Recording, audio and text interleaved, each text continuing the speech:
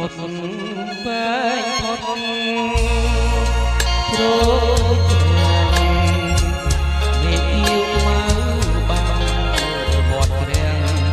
ជាប់ជួនគ្មានរលងរលែងក្រោមចន្ទ្រាឲ្យរងារំលត់លំកាមាចាននោះភៀងរៀងរាំងត្រចាច្បាស់ប្រោយងនោមួយឈ្មោះតទុលសាស្ររេរោ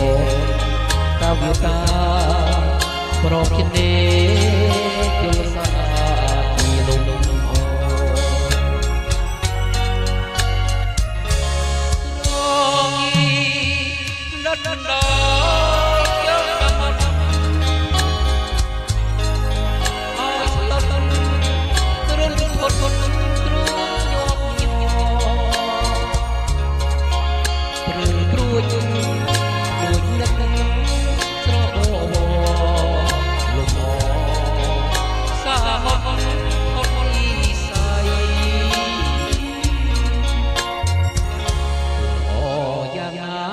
នៅមិនធួន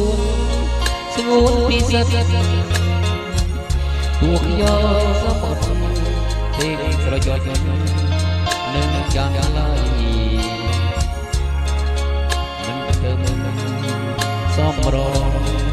ស្រចរណៃខ្លាំងថ្លៃឲ្យភ្លេចដូចចេញបាន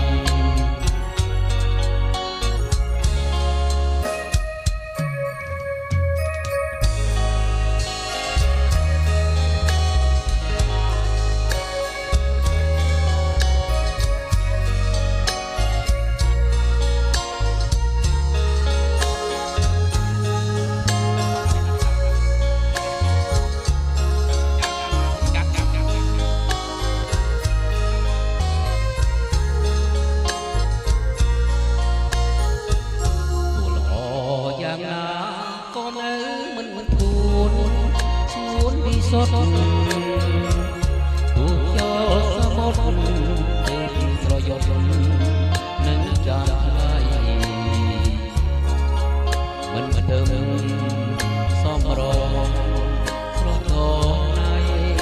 ឡើងថ្លៃឲ្យភ្លេច